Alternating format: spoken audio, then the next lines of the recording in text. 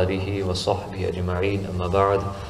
درود شریف کا نذرانہ پیش کیجئے صلی اللہ علی نبی الامی و آلہ صلی اللہ علیہ وسلم صلاۃ و سلام علیک یا سیدی یا حبیبی یا رسول اللہ۔ امام جلال الدین سیوطی رحمۃ اللہ علیہ کی تصنیف شرح الصدور بشرح حال الموتى والقبور میں سے آخرت اور احوال آخرت کے سلسلے میں اور بالخصوص دفن اور تلقین، دفن کے بعد جو تلقین کی جاتی ہے اس کے متعلق چند احادیث کریمہ ہم نے سماعت کی تھی۔ آج مزید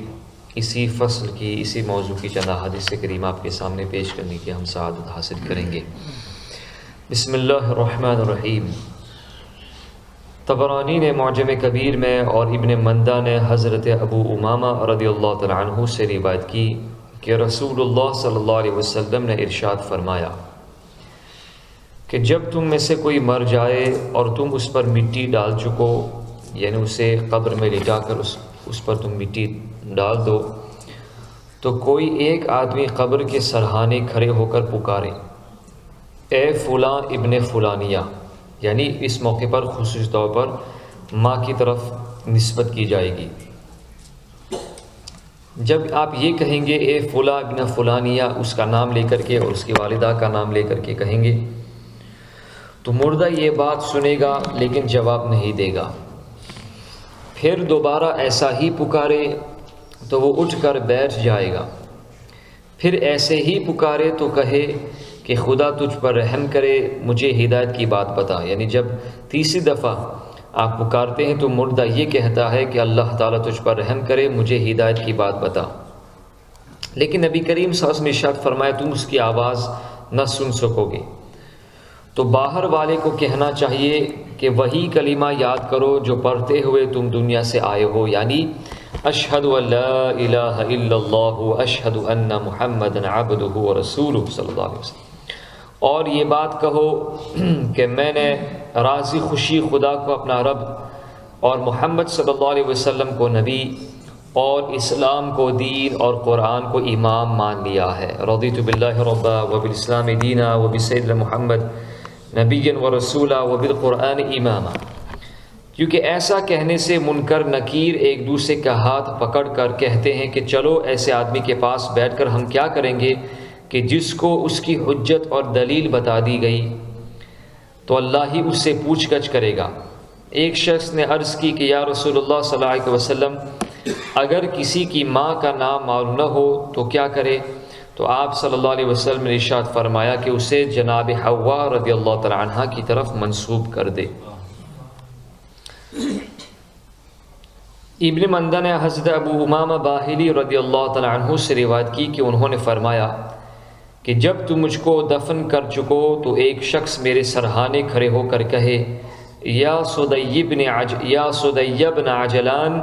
اذکر ما کنت علیہ فی الدنیا شہادت ان لا الہ الا اللہ وان محمدا رسول اللہ صلی اللہ علیہ وسلم، یعنی نام لے کر کے مجھے پکارو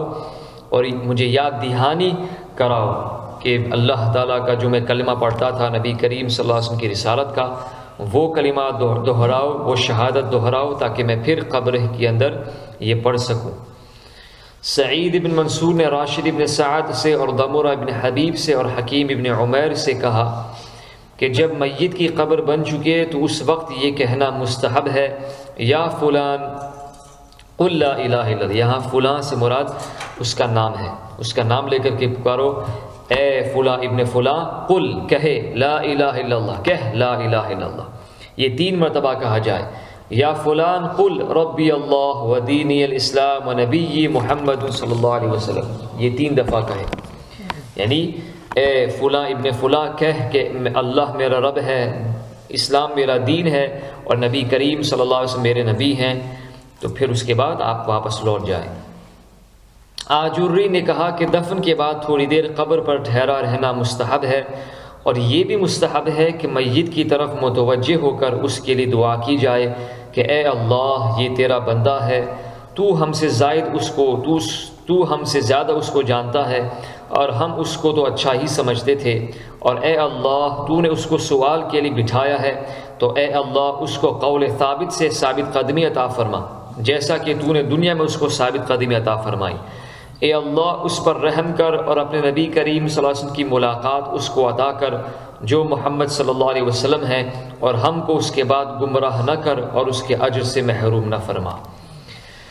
ترمذی نے کہا کہ دفن کے بعد میت کی قبر پر ٹھہرنا اور ثابت قدمی کی دعا مانگنا میت کی مدد ہے، بالخصوص جماعت کی نماز کے بعد، کیونکہ جماعت مسلمانوں کے لشکر کی طرح ہے جو بادشاہ کے دروازے پر شفاعت کے لیے آئے ہوں، اور یہ وقت میت کے لیے ہولناکی کا ہے کیونکہ یہ سوال کا وقت ہے۔ تو اس سے پتہ چلا کہ زندوں کی دعا سے مردے کو نفع پہنچتا ہے، یہ اہل سنت و جماعت کا عقیدہ ہے، اور یہ صحیح احادیث کریمہ سے بھی ہم نے ثابت کیا ہے۔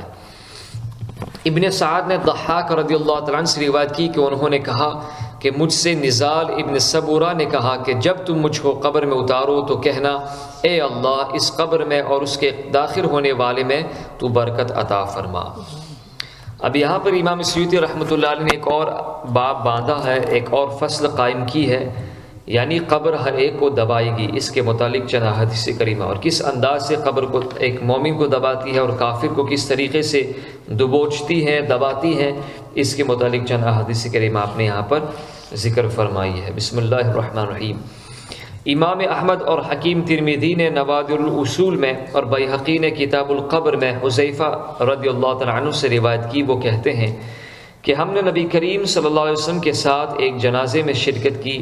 جب آپ ایک قبر پر پہنچے تو اس کے ایک پہلو میں بیٹھ گئے اور اس کو دیکھنے لگے اور فرمانے لگے کہ اس میں مومن کو اس طرح دبایا جاتا ہے کہ اس کی پسلیاں اکھڑ جاتی ہے،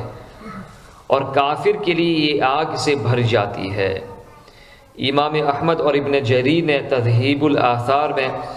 اور بیہقی نے عائشہ رضی اللہ تعالی عنہا سے روایت کی کہ رسول اللہ صلی اللہ علیہ وسلم نے ارشاد فرمایا کہ قبر دباتی ہے، اور اگر اس سے کسی کو نجات مل سکتی تھی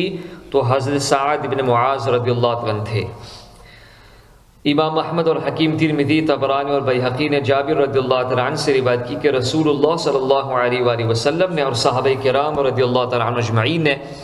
حضرت سیدنا سعد بن معاذ رضی اللہ تعالیٰ عنہ کے دفن کے بعد، یہ حضرت سعد بن معاذ رضی اللہ عنہ غالباً یہ اوس کے سردار تھے، انصار کے ایک بہت بڑے سردار تھے اور جلیل قدر صحابی تھے۔ ان کے دفن کے بعد بہت دیر تک نبی کریم صلی اللہ علیہ وسلم نے سبحان اللہ کہا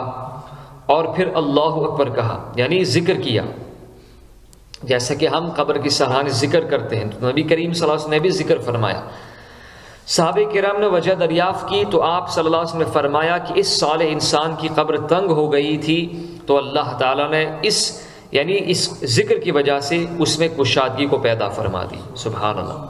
اسی لیے یہ ہم اہل سنت و جماعت کی دلیل ہے کہ ہم قبر کی سراہنے اذان اس لیے دیتے ہیں کہ اذان کے اندر ان کلمات کو بھی دہرایا جاتا ہے، اذان میں اللہ تعالیٰ کی تعریف بھی ہے اور شہادتین کی تلقین بھی ہے، اور اس میں جو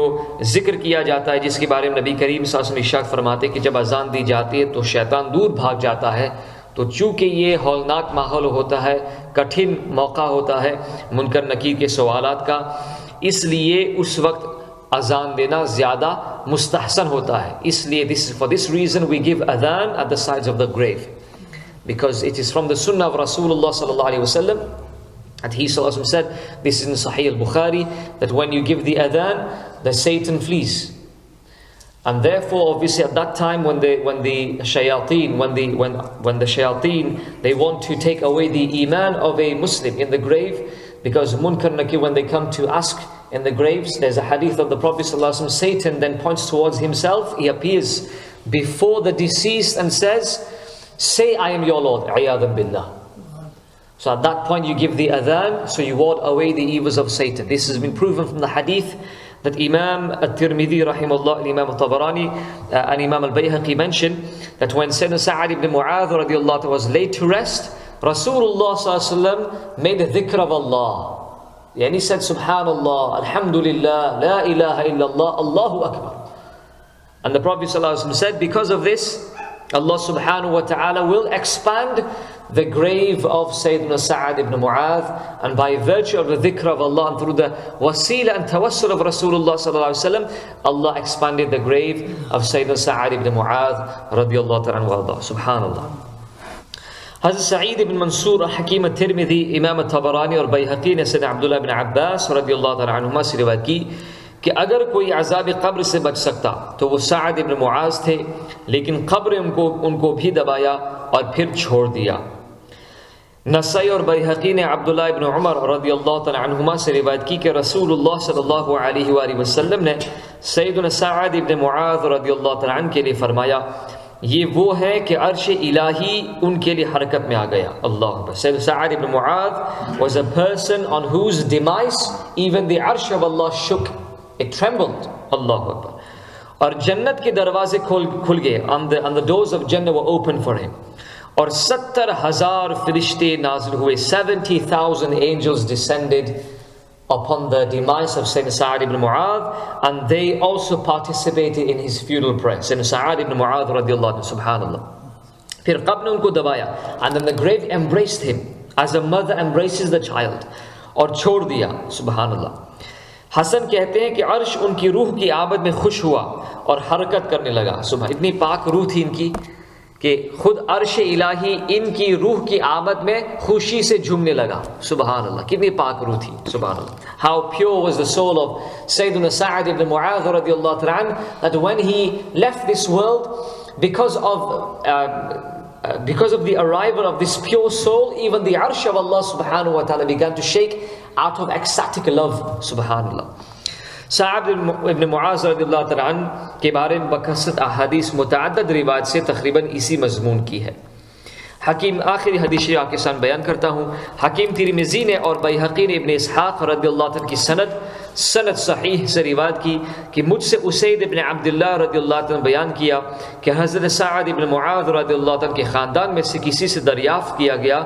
کہ اس سلسلے میں یعنی عذاب قبر تم کو حضور صلی اللہ علیہ وسلم کا کون سا قول یاد ہے؟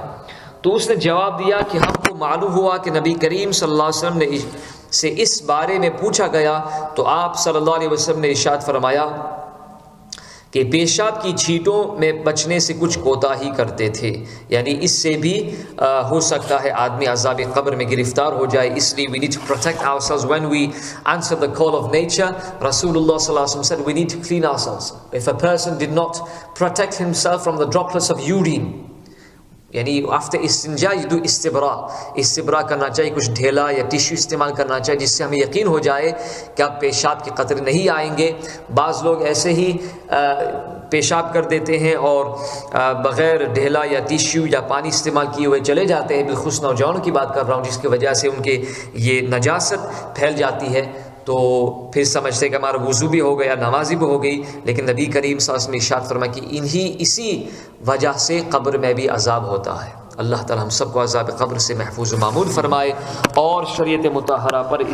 استحکام عطا فرمائے، شریعت مطہرہ کے احکامات پر عمل کرنے کے اللہ تعالی ہم سب کو سعادت عطا فرمائے۔